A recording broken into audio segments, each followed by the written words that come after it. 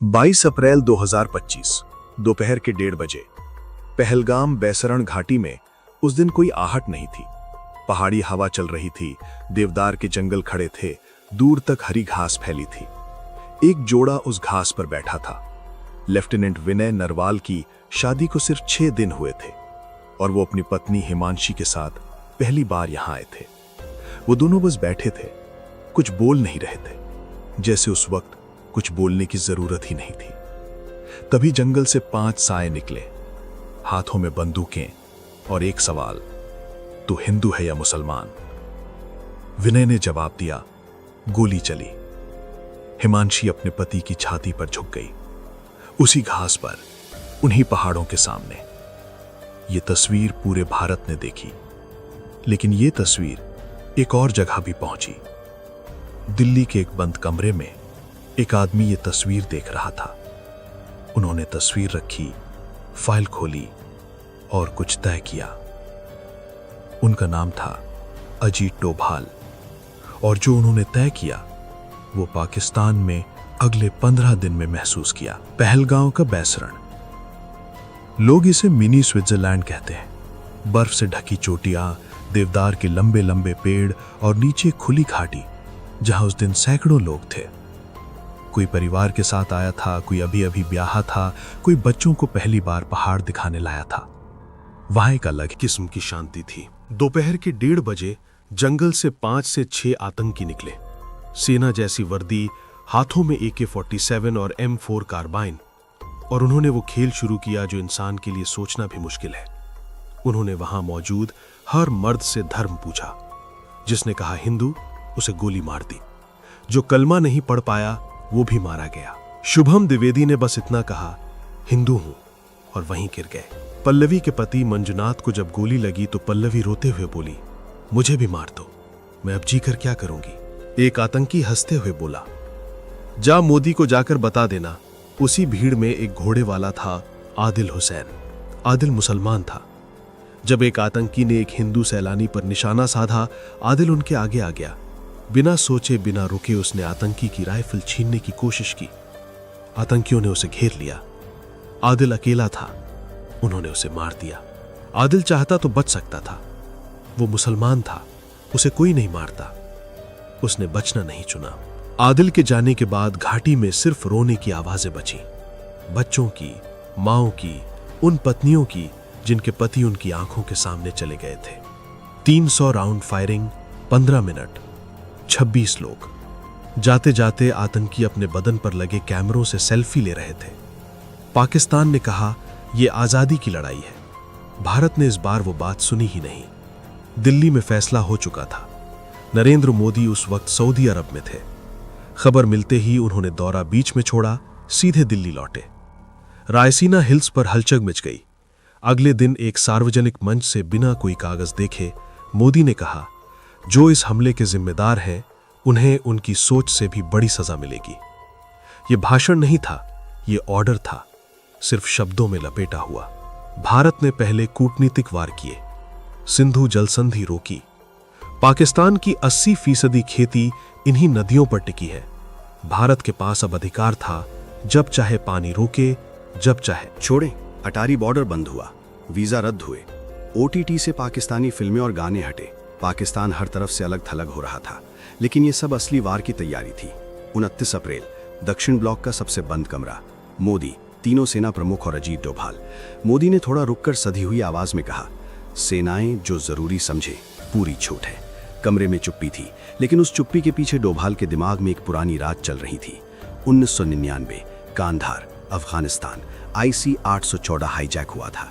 7 दिन, 176 जिंदगियां और एक मांग, मसूद अजहर को छोड़ो। उस रात मसूद को छोड़ना पड़ा था। डोभाल वहां थे। उन्होंने वो पल देखा था जब भारत के हाथ बंधे थे। उस रात उन्होंने खुद से एक बात कही, भारत दोबारा इतना बेबस नहीं होगा। 25 साल बाद वो वक्त आ गया था। रॉ और एनटीआरओ जुट गए। पाकिस्तान और पीओके में हर कैंप, हर रेडियो सिग्नल, हर हरकत रियल टाइम ट्रैक होने लगी। सैटेलाइट इमेजेस, ड्रोन सर्विलेंस, जमीन पर मौजूद एजेंट, 21 आतंकी अड्डे चिन्हित हुए। डोभाल ने उन 21 में से 9 चुने, वही 9 जहां से पुलवामा की साजिश रची गई थी, जहां से 261 हुआ था, जहां से पहलगाम के हत्यारे तैयार हुए थे। हर टारगेट की 24 घंटे निगरानी शुरू हुई। 5 मई तक पूरा प्लान तैयार था, लेकिन एक काम और बाकी था, पाकिस्तान को गलत दिशा में देखना था। 6 मई को भारत ने 244 शहरों में मॉक ड्रिल का ऐलान किया। पाकिस्तान ने समझा भारत उत्तर की तरफ से हमला करेगा।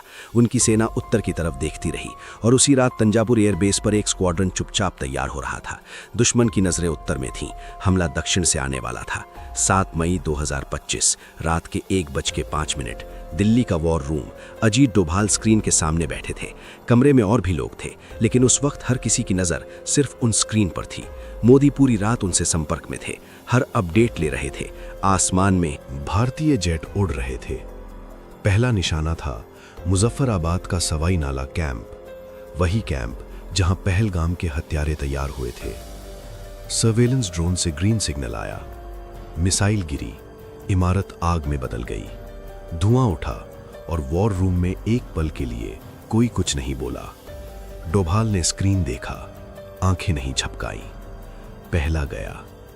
फिर अगला निशाना सैयदना बिलाल कैंप, जहां जैश नए आतंकी तैयार करता था। मिसाइल गिरी, गया। वॉर रूम में कोई जश्न नहीं था, बस अगला टारगेट गुलपुर कैंप, जहां से 2023 और 2024 में तीर्थयात्रियों पर हमले हुए थे। गया। बरनाला कैंप, जहां फर्जी आईडी बनाना और जंगल में छिपना सिखाया जाता था। गया। अब्बास कैंप, जहां फिदाइन तैयार होते थे। गया। पीओके के 5 अड्डे, एक के बाद एक, खत्म। डोभाल हर बार स्क्रीन देखते और हर बार वो 1999 वाली रात थोड़ी और पीछे जाती थी। फिर भारत ने वो किया जो पहले कभी नहीं किया था। इंटरनेशनल बॉर्डर पार किया, खुलकर, बिना माफी मांगे। सियालकोट में जैश का सर्जिल कैंप गया, वही कैंप जहां मार्च 2025 में 4 भारतीय सैनिकों को मारने वाले आतंकी तैयार हुए थे।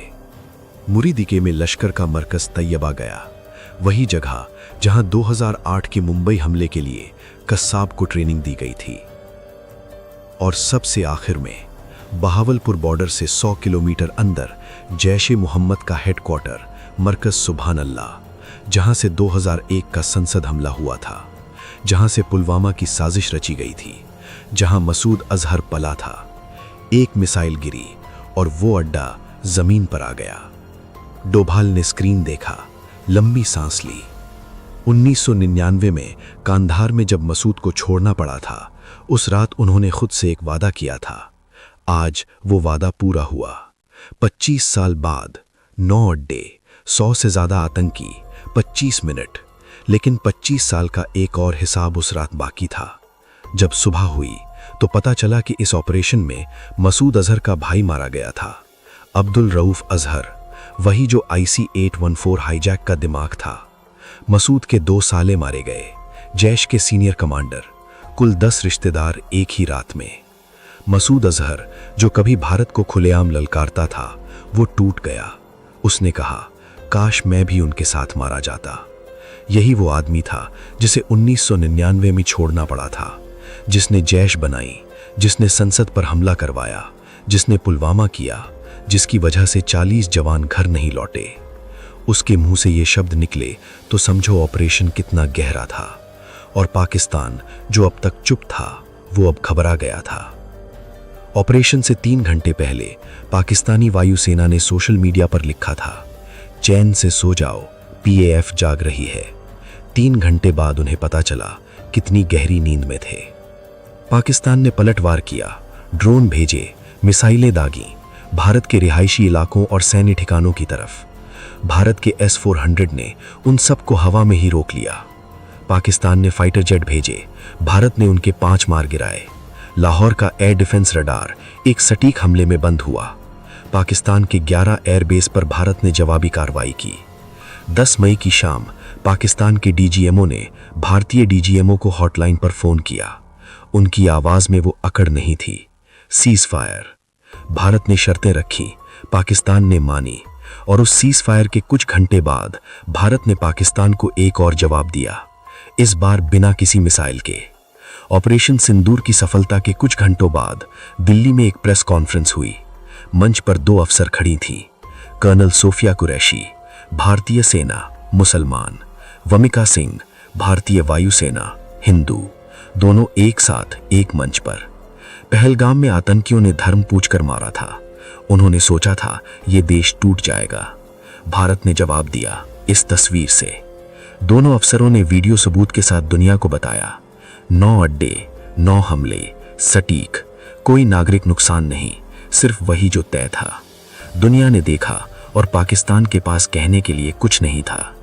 बाद में मोदी ने देश से कहा, हमारी बहनों का सिंदूर उजाड़ा गया था, हमने आतंक के अड्डे उजाड़ दिए।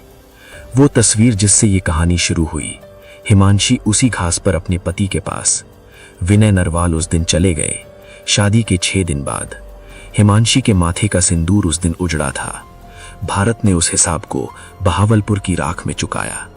लेकिन एक सवाल बाकी है, पाकिस्तान की उस जमीन पर आज भी वो लोग हैं जो नए अड्डे बना सकते हैं, नए नाम, नई साजिशें। ऑपरेशन सिंदूर ने उन्हें रोका, लेकिन उस सोच का क्या जो उन अड्डों को बनाती है? वो सोच अभी जिंदा है। अगर ऑपरेशन सिंदूर की ये कहानी आपको पसंद आई तो चैनल सब्सक्राइब करें और इस वीडियो को लाइक करें। और जो डोभाल साहब आपने आज देखे वो 1999 में एक हाईजैक प्लेन के सामने खड़े होकर बने थे, कांधार में, जब भारत के हाथ बंधी थे और मसूद को छोड़ना पड़ा था।